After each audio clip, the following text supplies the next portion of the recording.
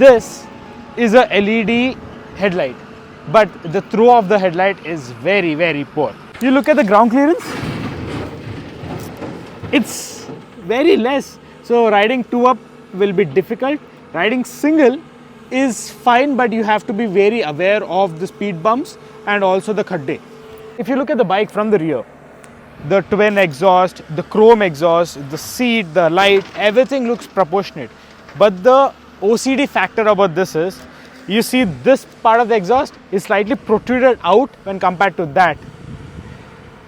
If the bike falls, first of all, this is a chrome exhaust, it will scratch up really bad, and also the exhaust will shift. This is the menu button or information button where you can toggle between the odometer, but this pass switch is useless and I don't think so we will get used to this.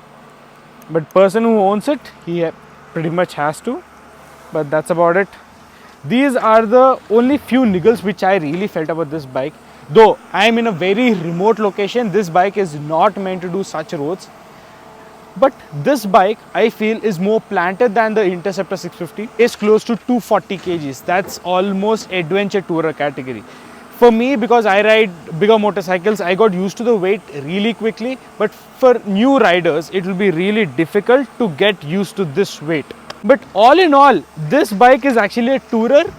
But unfortunately, it is difficult to tour in this bike in our Indian conditions because of the roads. Unexpected khadde, ground clearance will be a major issue because you'll scrape the belly of it, and also the luggage mounting place. It is very hard to mount luggage on this rear seat and wrap those bungee cords on top of it. If it's an Interceptor, you get those aftermarket luggage racks where you can just simply mount a cloth bag. But this thing, it will be slightly difficult. But if you can tour, this seat is actually a standard seat, but you also get a touring seat, I think, which will enhance the comfort of this. Already this seat is really comfortable. The ergonomics on this bike are spot on, extremely relaxed, and also in-house Royal Enfield accessories to this one as well. You can get a windscreen, touring windscreen, you can get a touring seat, you can get a backrest, you can change the mirrors, you can probably get a different handlebar if you want to, and you can also change the foot pegs. These are the smaller ones, you can get a broader padded ones as well. All in all, do you think I like it? No, I loved it for the way the bike is, but for the purpose, I really don't think so. But as a bike, it's an excellent bike. No matter what height you are, 5'1", 5'2", 5'3", you can happily flat foot both sides cleanly. Right now the bike is on main stand. Hi. That's about it. Just look at the bent angle there is. Just the weight. You can happily flat foot with both your feet and balance the bike even despite that excess weight. Royal Enfield, now they came up with excellent build quality, amazing engine, amazing brakes. They have a Continental GT which is slightly more focused. They have a Interceptor 650 which serves a balance between both of them. But now I think we really need that Himalayan 650. If that bike comes with this engine with similar output, it's going to be a serious game changer. I think KTM Adventure 390 will have a serious big impact with it. And all in all, I really loved your product, Royal Enfield. The Super Meteor 650 has been one of the best Royal Enfield bikes I have ever ridden so far in my life. Madhu, bandela undamma? Oh, crazy. Loved it? Super. And Royal Enfield ante nammaranam ledhu kada? Planted ride, great brakes, decent power. Excellent ambition, especially at that price point. Seating position, power, amazing. Kada? Crazy. Except for this is not a off-roading bike, yeah. on these roads. Dar.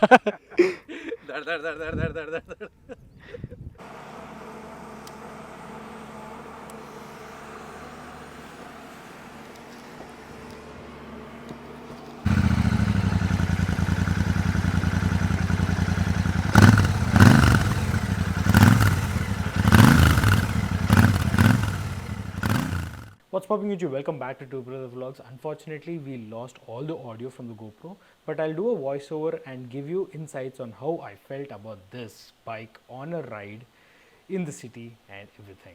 The pull of the bike is excellent and it's on par with the Interceptor, though you get a slight vibration around 110 and 120, but the bike handles extremely good. And when it comes to the braking department, it is next level. The suspension of the bike is actually pretty firm. There is no adjustment from the front and the back. You see the small ridges here. I could feel everything jolting down my back. That is what you have to be aware of.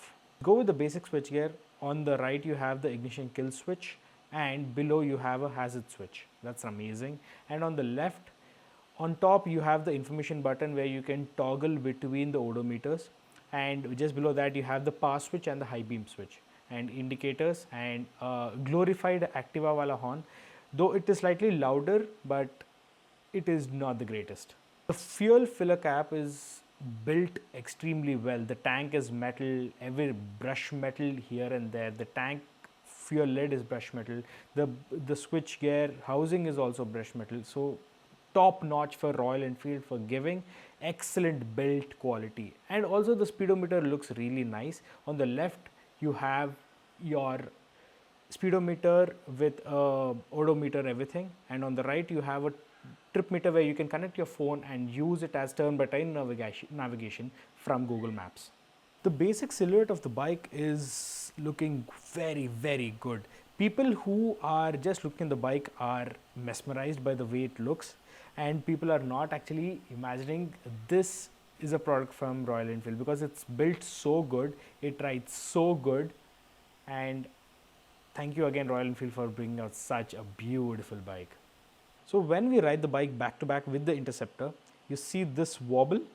It happens with a lot of Interceptors. That's because of the suspension setup. Unfortunately, the Royal Enfield have not tuned the Interceptor's suspension yet.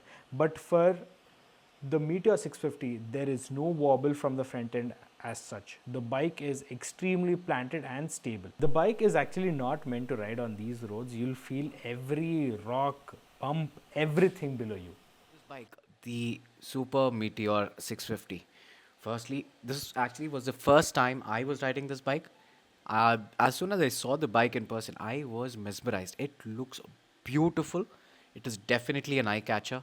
The quality, I was surprised. You actually remove the Royal Enfield tag, put a tag like a Triumph or something, it would be there in place. It is absolutely that good in quality. The build quality is exceptional.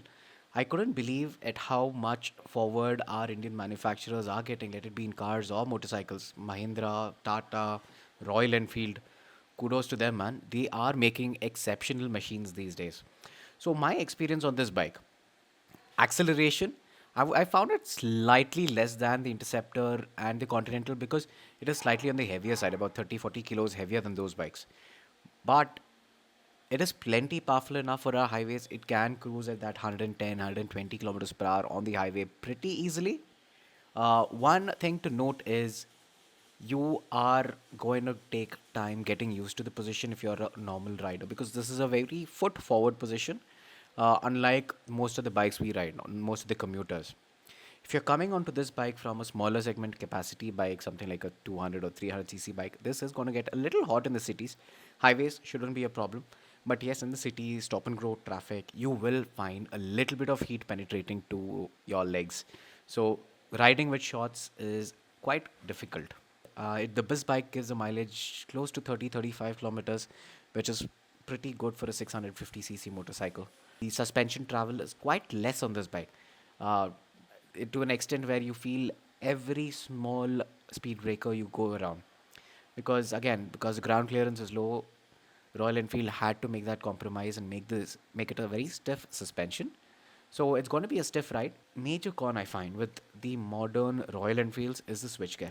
The quality is good, but their high beam I find it very odd. It takes at least in that stint which I was riding on, I couldn't get used to it. Instead of going for the pass switch, I was actually hitting the indicator. So it's kind of oddly positioned. It's not very comfortable to hit the pass switch. I tried doing that multiple times. I was actually, by habit, I was going for the behind the lever. So I was actually hitting the menu button, which makes no sense. So it is very oddly positioned. Maybe if you own this bike, you will get used to it, but it's quite strange for what it is.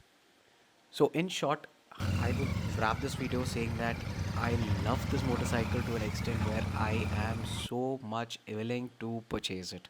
If put my money and purchase it. Unfortunately, I'm not in the market to purchase a bike right now, but this bike has mighty impressed me. Dude, all in all, how do you like the bike? You know what? Honestly, Aggie is actually giving a better expression than me. It's a love. It's amazing for the price.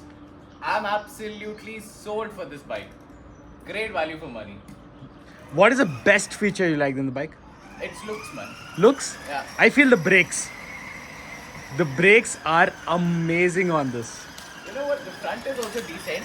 The back, because of your positioning like that, you tend to press a little more. So it's more effective that way, if you feel. But for me, the looks, 100%.